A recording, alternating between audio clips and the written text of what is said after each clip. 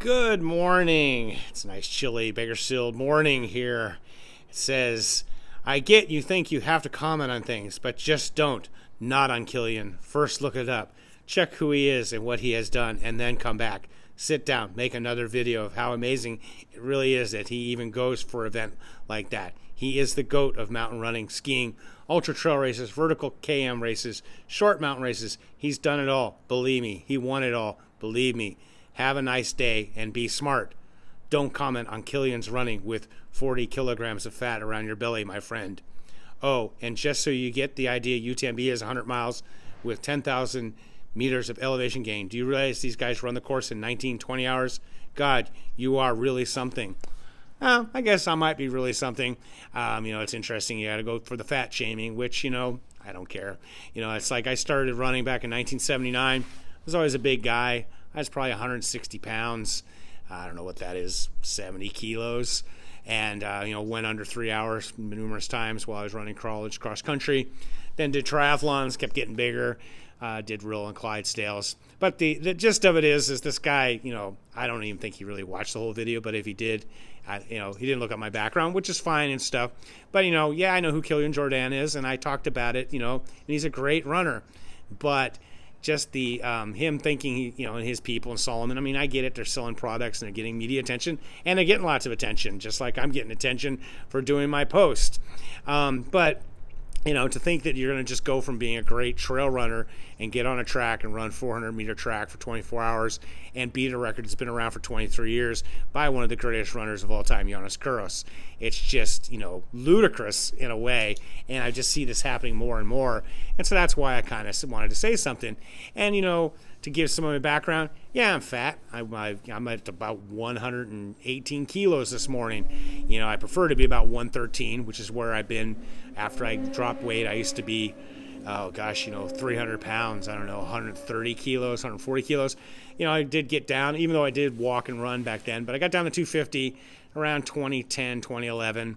By watching my diet, I quit playing online poker so much, which was detrimental to health. But, I started in 2010 or 2011 doing ultras. After knowing about ultras in the 80s, I was more of a marathon runner, triathlete. But Bakersfield has a proud tradition of early guys getting into mountain biking early, triathlons early, and even in the late 70s, early 80s, there were a lot of guys in Bakersfield doing ultras. So I knew about Western States and Leadville.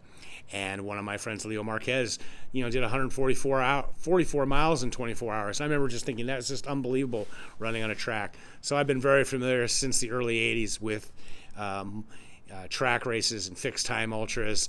I used to read about Don Choi and the 6-day races and all of that. And so back in 2012, 2013, I did my own 6-day race after doing some road 100-milers where I, did 26, 27 hours. And I got into some 24-hour races and found out, that I could do pretty well in them. And so great thing happened was in 2013, 2014, it always called Across the Years.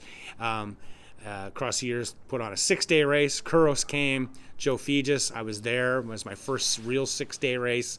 I did 322 miles. I was out there for 22 hours every day. I got to really see firsthand what was going on with Kouros and Joe. Joe ended up beating him by 5 miles, 5:55 to 5:50.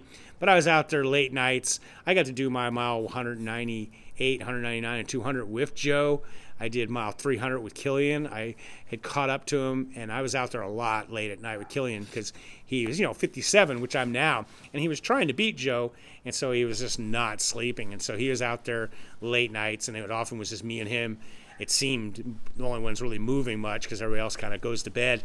And that's another thing that this commentator is saying, I don't know anything about cold weather. Well, if you're in Phoenix, from December 28th to January 3rd, it's 20 degrees there. It's freezing cold. Plus, you're running around grass. It's at ball fields. The Major League Baseball, the White Sox and the Dodgers practice their spring training. And so there's rivers and there's lakes, and it just gets cold. I remember the first year there, I'd never been so cold in my life. In fact, the second year, after almost 40 years of racing, I actually wore long pants in a race for the first time. So I've been out there for not just one day, 24 hours, like they were doing in Norway. I've been out for 6 days in the cold.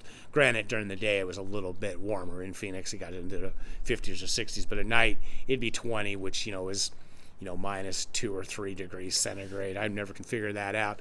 So, so my background, I think, I'm fat. I don't know if I've got 40 kilograms. 40 kilograms, that would be 90 pounds of fat on my gut.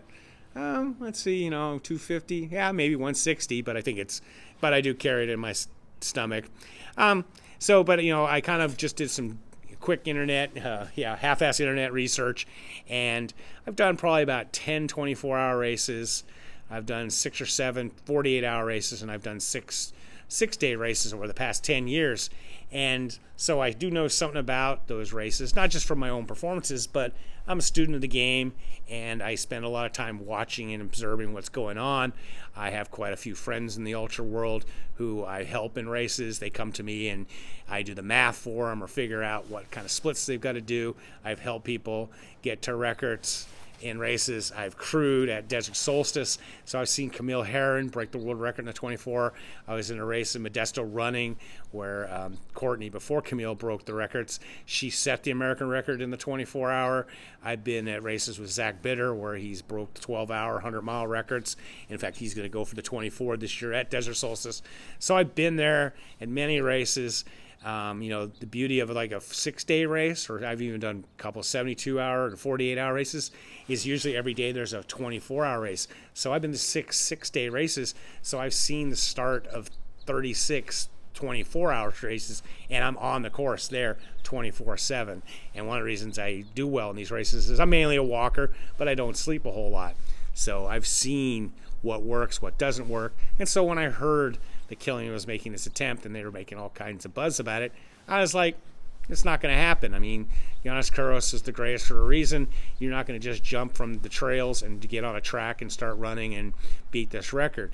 He doesn't really have the background for it. He's a great runner. He does what he does, but it's a totally different thing. Kind of like I talked about in a video I just recently made about that trail running is jazz and fixed time running is like classical music. They're just two different things. And so thankfully one person did put don't be disrespectful, mate. Why are you fat shaming the guy? Just skip to another video if you don't like it. And then of course this guy, and I'm terrible at names, so I'm going to try and read his name. He says, can't skip to another video when I see a guy giving opinion on things he knows nothing about. You don't comment Kilian if you don't know who he is and what he has achieved. You don't comment on running in Europe in November if you have no idea what Kilian is. Mountain athlete skiing all winter, running all summer in the mountains. You don't comment on his running and how you really knew not before the race start that he was going to fail this challenge. If you don't, that's how he used to run 10, 15, 20, 30 hours or more or something like that. But, I can kind of comment because I've known about Kilian. I mean, I've been following his career and I've been a fan. And it says, it's like I kind of go here. It says, if you don't know he used to run for these hours, yes, you can comment on why you think he failed, what you think should be arranged differently, etc. But do with some knowledge, with some background, or at least try to give a professional opinion on this event. Not being smartass from couch talking about one of the greatest athletes of our time. Sorry about the weight comment, but in the end, don't just do this video in the way if you don't want to hear what other people have to say about you. Giving Kilian zero credit from this guy, can't help it, really pissed me off. And it's like, I don't understand, like, wow, are you his mom or, his, best friend or his sponsors? It's like, it's kind of like Adam Kroll often talks about, I don't get superhero movies or people getting so wound up and idolizing athletes and stuff. It's like, I think Kilian's great, and he's great at what he does. In my other video, I compared him to like a great jazz legend like John Coltrane. But, Yiannis Kouros, he's Mozart, he's Beethoven. Two different events. Will Kilian figure it out maybe sometime? But, also, and I've had heart issues, I'm continuing on. I was, while these people were posting stuff, I was out training this morning. I went out and did an 80-minute workout, and then my wife came home. She wanted to go, so I did another 40 minutes. I still put in 60, 70 miles of walking mainly, and I used to do 100-mile weeks. So I've been there and done it. I'm training for my own 6 days at the home race coming up because so many races are canceled. So I'm not trying to defend myself because I don't need to defend myself, but it's just interesting. It's like this guy is like, how dare I speak of Kilian? It's like, I'd love to and it says, and then the guy who did say about the fat shaming, he says, yes, maybe his comment was harsh on the rational, pragmatic side. The Kilian is an amazing mountain athlete for up to 100 miles, which you can depend on your physical abilities. That's what he thought. running above 100 miles is mental achievement, not physical. And once Kilian will learn this, he may break the world record, which I doubt. And that's completely true. And the thing is, yeah, I mean, because like I often tell people, in 24-hour races, I gotta quit doing them because there's no goal for me. I don't run enough. I'm too big. I can't get 100 miles. I can get to 100 kilometers easy enough, but then kind of what's the point? So I probably average about 80 miles in the 24-hour races I do, but it's kind of like going to college and dropping out with a semester. So I found, 6 days I do pretty good in, but God, it's a brutal event, and I don't know if I can mentally do it anymore. I've gone over 300 twice, and whenever I try and go for more, like 600K or 400 miles, I've blown up and done 250. Heck, last summer I went to the dome, the second dome, and just quit after 100. Didn't even do 100K.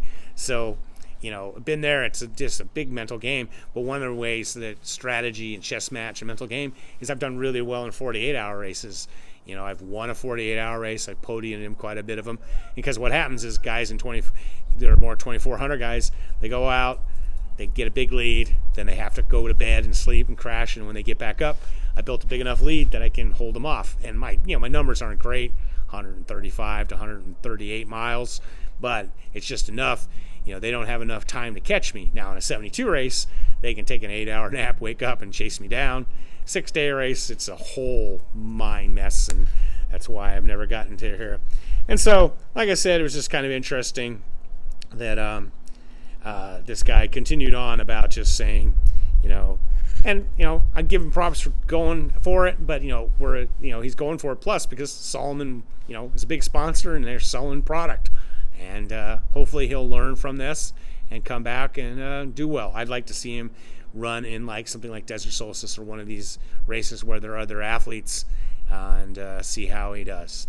So just my more than 2 cents, and hey, fat shame all you want, but I often think about it and I go, sometimes even like when I make these videos, I think someone's going to talk, say that stuff like that, and they kind of want to just keep me quiet. But anybody who knows me, I mean, heck, my name is Andy Noise, and that takes a little bit more than some keyboard warriors to shut me up. So as always, stay healthy, be boring, not epic.